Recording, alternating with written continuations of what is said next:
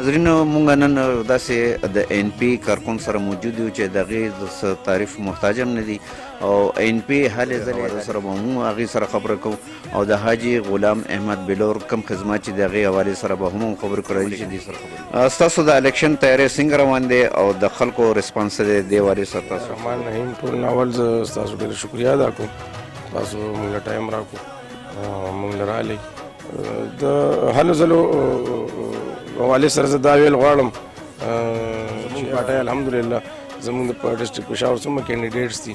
یو کینډیډیټ سره زموږ د پروګرام دپاره ټایم نشته دا د الله ډېر غټ کرم دی موږ باندې او بل تاسو ته چې ووایم حاجي صاحب حوالې سره حاجي صاحب 53 سال د دې پېښور د پېښور د خلکو خدمت 53 سال وشو چې هغه هم د یو پارټۍ کې د غر غوندې ولاړ دی او همدې پېښور خلکو ډېر زیات خدمت وکړو بل تاسو ته ما ویل چې 86 سال عمر سړی دی هغه په هر موقع باندې که مړی که ژوندی که شپه که ورځي حاجي صاحب چې کوم دی زموږ د پېښور خلکو منځ کې چې د هغې هره مسلې که دلته نه کور یې هر ټایم کولو وي شپه هر ټایم او هر څوک کله ورتلی شي دې کې دا خبره هم نشته چې یاره دا زموږ د پارټۍ دی نه دی د هرې پارټۍ خلک ورځي د هغې له هغې کار کوي بل د هغې ډېره قرباني ده هغې کور نه شهیدان ورکړي دي هم د دې پښتنو دپاره هم د دې خاورې دپاره هم د وطن دپاره که نه هغې څه ذاتي چا سره څه خبره نه وه هم د دې ښار دپاره نو امید دا دی چې انشاءالله زه د پېښور خلکو ته اپیل کوم چې تاسو خپله فیصله وکړئ چېرې د پېښور دپاره مشر موږ به ټاکو 15 کالو دپاره نو آیا د دې حقدار څوک دی زما په خیال واحد یو حاجي غلام احمد بلور او سمر بلور تاسو چې د خلکو رسپانس وي الحمدلله جی زه تاسو ته هغه الفاظ نشم بیانولی چېرې مونږ کمپین کوو که بازارونو کې کوو که ډور ټو ډور کوو که کارنر میټینګ کوو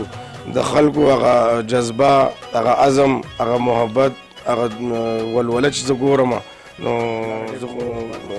مونږ په الله باندې بروسه ده او مطمئن یو چې انشاءالله دا الیکشن عوامي نېشنل پارټۍ ګټلی خاص کل پښتنو یوت دپاره څه میسج ورکول غواړئ پښتنو یوت ته زه دا میسج ورکوم چې زمونږ پارټي واحد داسې پارټي ده چې هغې د الیکشن کې خپل منشور پیش کړی دی بل یو پارټۍ هم منشور نه دی پیش کړی زمونږ منشور تاسو هغه کتی شئ د یوت دپاره ډېر پروګرامز دي انشاءالله او زه دا پیغام ورکوم چې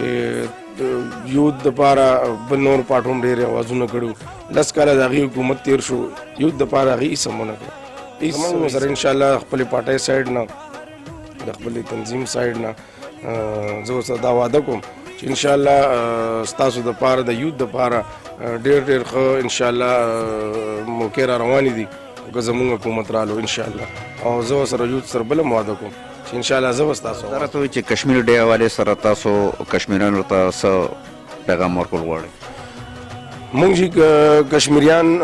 زموږ وروڼه دي مونږ مخکې مغې سره ولاړو اوس هم ولاړ یو بیا به هم انشاءالله ولاړ یو ورسره مونږ په هر موقع کې هغې سره چې کوم 1947-48 نه مونږ د هغې مخکې هم خلاف یو اوس هم یو بیا به هم یو او هر موړ کې انشاءالله هغې سره مونږ ولاړ یو دعا کوو یو چې الله دې د هغې باندې دا مشکل اسان کړي او دا زموږ د ملک حصه ده انشاءالله دا به مونږ خپل ملک سره راولو څنګه تاسو واورئ د راشد خان څه ویل هغه وغوښته نو د حاجي غلام احمد بلور هغې 86 سال عمر کې ټول عمر هغې خدمت له ورکړی او خدمتونو کو ګلونو ښار پېښور هم د ان پی یو آواز او هغه نن هم هغې هندلی شي چې دا د ګلونو ښار پېښور دی کیمرامین مجاهد سره محمد علي سهار ټي وي پېښور